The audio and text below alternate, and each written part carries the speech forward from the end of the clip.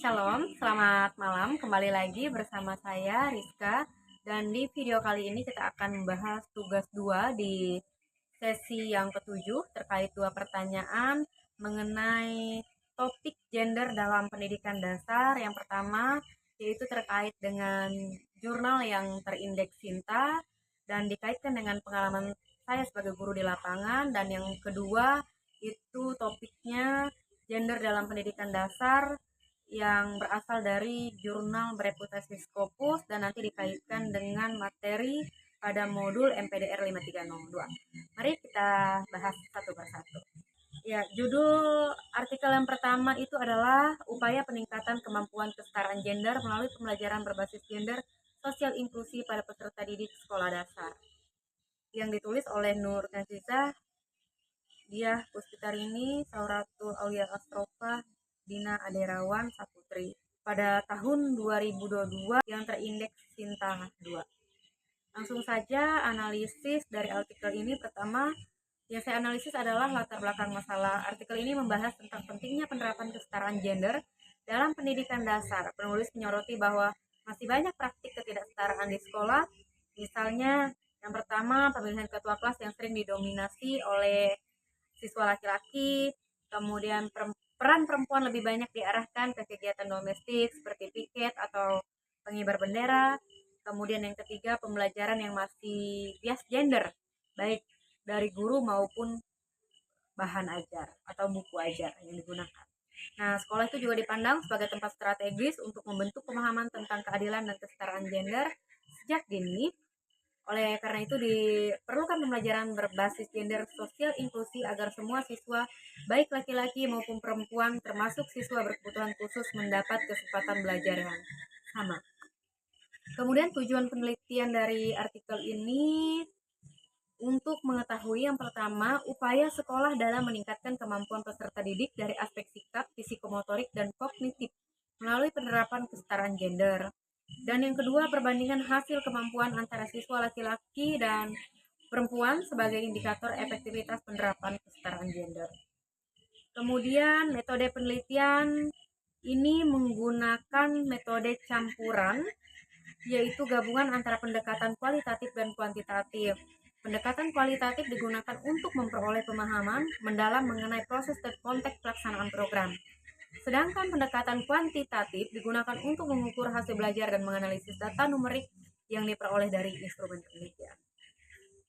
Subjek penelitian yang digunakan di sini adalah kepala sekolah dan guru kelas 5 di 4 SD Muhammadiyah di Kabupaten Purworejo.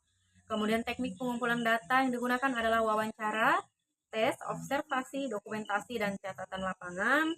Kemudian analisis data kualitatif dilakukan menggunakan model Miles dan Huberman yang meliputi 3 tahapan utama, yaitu reduksi data, penyajian data, dan penarikan kesimpulan.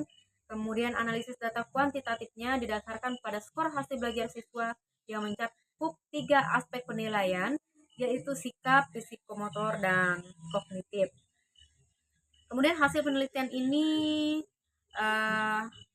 dilihat dari aspek sikap ya atau afektif, yaitu perempuan lebih unggul dalam religiositas, kedisiplinan, dan kesantunan. Laki-laki lebih unggul dalam kejujuran, rasa percaya diri, dan kepedulian sosial.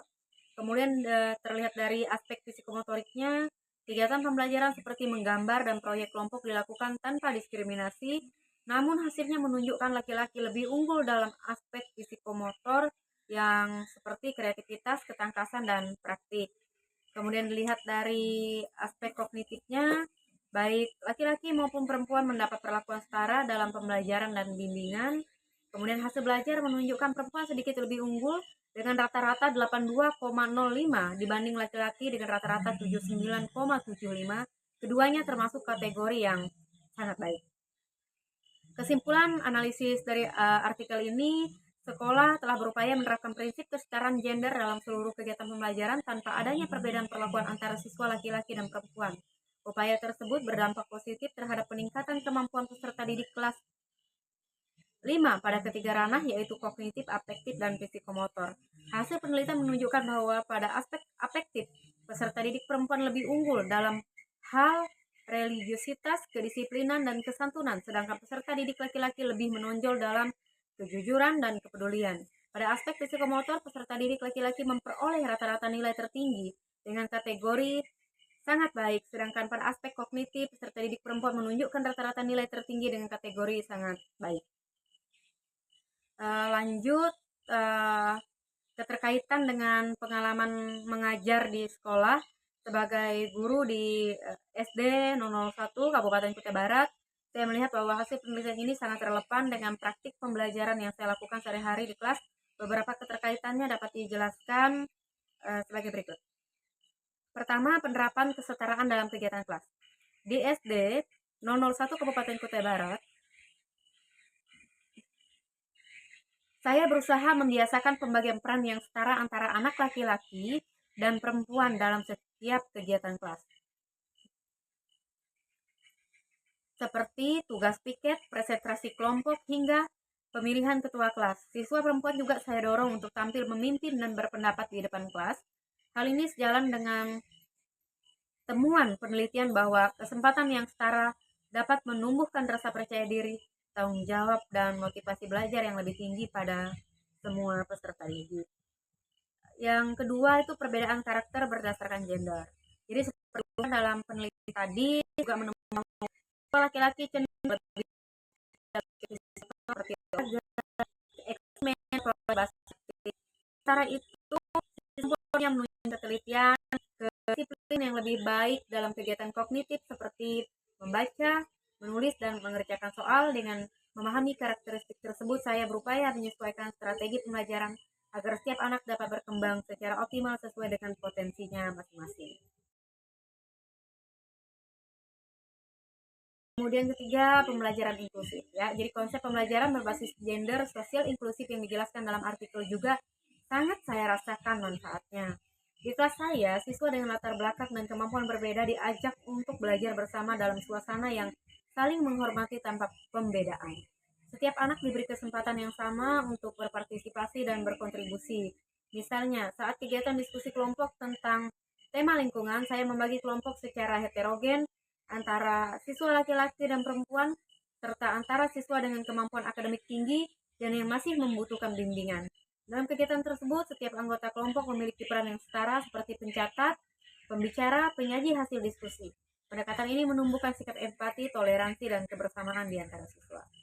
Kemudian selanjutnya bagian yang keempat yaitu refleksi dari guru ya. Jadi artikel ini juga memberikan refleksi mendalam bagi saya sebagai pendidik. Saya semakin menyadari bahwa guru memiliki peran yang sangat luas dalam menanamkan nilai-nilai kesetaraan gender di lingkungan sekolah. Guru bukan hanya sebagai penyampai materi pelajaran, tetapi juga menjadi role model bagi peserta didik dalam memperlihatkan sikap adil, menghargai perbedaan, dan memberikan ruang yang sama bagi setiap anak laki-laki maupun perempuan untuk berprestasi dan berkembang sesuai potensi mereka.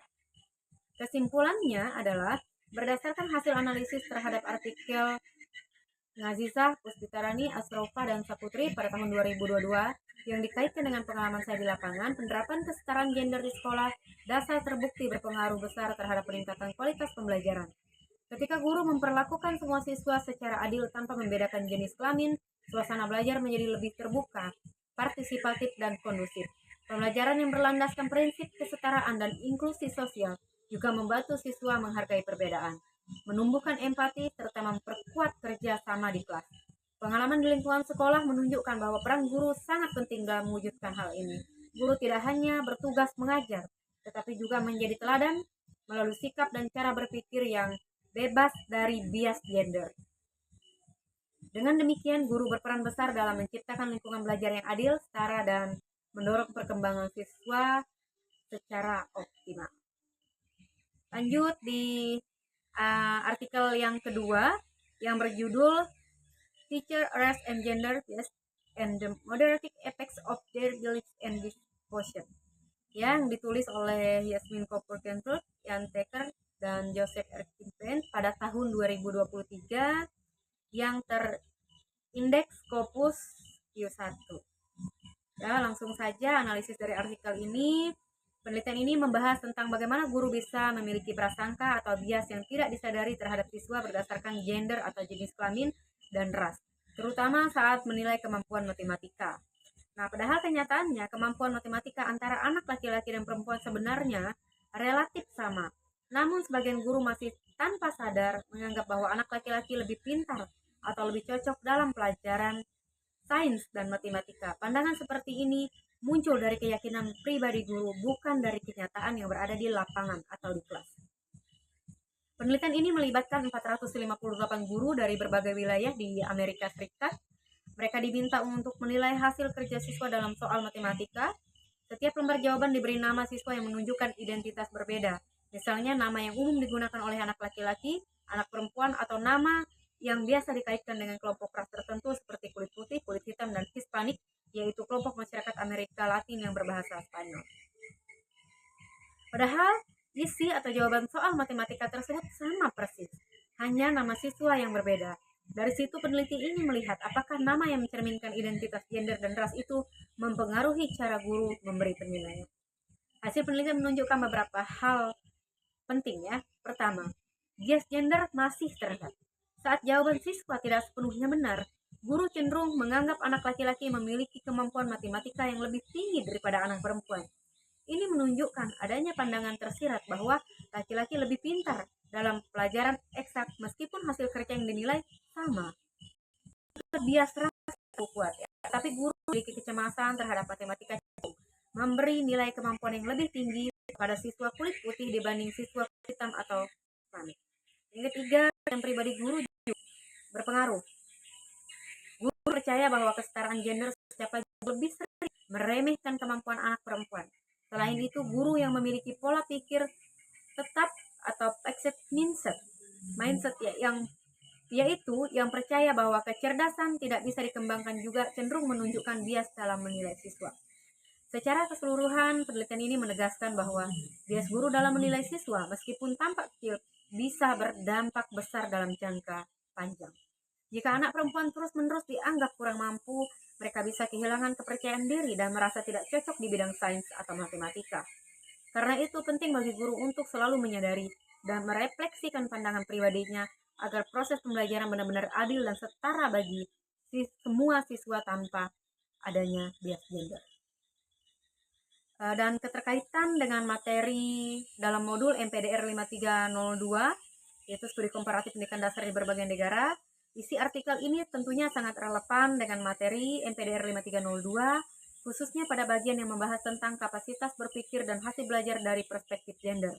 Dalam modul ini dijelaskan bahwa pendidikan dasar harus memberi kesempatan yang sama bagi semua anak laki-laki maupun perempuan untuk mengembangkan potensi berpikirnya tanpa dibatasi oleh pandangan stereotip atau prasangka gender. Berikut beberapa keterkaitan yang bisa dilihat antara isi artikel dan materi dalam modul. Yang pertama, kurikulum yang adil dan sensitif gender. Modul MPDR 5302 menekankan pentingnya kurikulum yang tidak memperkuat peran gender tradisional. Artikel ini memperkuat pandangan tersebut dengan menunjukkan bahwa cara guru menilai juga harus bebas dari bias gender. Guru perlu menciptakan kegiatan belajar yang memberi peluang yang sama bagi semua siswa untuk berpartisipasi dan menunjukkan kemampuannya. Yang kedua, guru perempuan sebagai panutan positif. Nah, dalam modul dijelaskan bahwa kehadiran guru perempuan dapat menjadi contoh penting bagi siswa, khususnya anak perempuan. Hal ini sejalan dengan hasil penelitian yang menunjukkan bahwa pandangan dan sikap guru berpengaruh besar terhadap bagaimana siswa menilai dirinya sendiri. Jika guru perempuan lebih banyak diberi ruang, anak perempuan bisa lebih percaya diri untuk berprestasi di bidang yang sering dianggap ini hanya untuk dunia anak laki-laki gitu ya, seperti sains atau matematika. Kemudian ketiga, pelibatan orang tua dan masyarakat ya. Modul MPDR 5302 juga menekankan perlunya kerjasama antara sekolah, orang tua, dan masyarakat untuk menciptakan lingkungan belajar yang setara. Artikel ini memperlihatkan bahwa upaya menghapus bias gender bukan hanya tanggung jawab guru, tetapi juga bagian dari perubahan sosial di lingkungan sekitar sekolah. Yang keempat, pendidikan yang inklusif dan responsif terhadap kebutuhan siswa. Artikel ini menunjukkan bahwa setiap siswa memiliki kebutuhan dan potensi yang berbeda. Karena itu, sistem pendidikan perlu memberikan ruang agar anak laki-laki dan perempuan sama-sama bisa berkembang tanpa hambatan. Hal ini sejalan dengan konsep pendidikan inklusif dalam modul, yaitu pendidikan yang menghargai perbedaan dan memberi kesempatan yang sama kepada semua peserta didik. Kesimpulannya adalah, penelitian yang dilakukan oleh Kofur, Gentle, Taker, dan Simpian tahun 2023 menegaskan bahwa guru memiliki peran yang sangat penting dalam menciptakan kesetaraan gender di sekolah dasar. Tanpa disadari, bias kecil dalam cara guru menilai, berinteraksi, atau memberikan perhatian kepada siswa dapat mempengaruhi rasa percaya diri serta prestasi belajar anak. Temuan ini sejalan dengan isi modul MPDR 5302 yang menekankan pentingnya pendidikan dasar yang sensitif terhadap isu gender. Dengan demikian, kesetaraan gender dalam pendidikan tidak hanya berkaitan dengan jumlah atau kesempatan formal, tetapi juga mencakup sikap, pola pikir, dan cara guru menilai siswa yang harus bebas dari bias gender atau prasangka pribadi guru. Dengan menyadari potensi bias dan mengubah cara pandang, guru dapat berperan sebagai agen perubahan untuk mewujudkan pembelajaran yang lebih adil, tentunya setara dan inklusif bagi seluruh peserta didik. Demikian jawaban dari tugas 2 pada sesi 7 saya, dan yang akan nanti saya upload pada YouTube, dan link YouTube akan saya bagikan di forum diskusi e-learning. Sekiranya tanggapan dari teman-teman dan dari Ibu dosen, saya mengucapkan terima kasih banyak. Shalom dan selamat malam.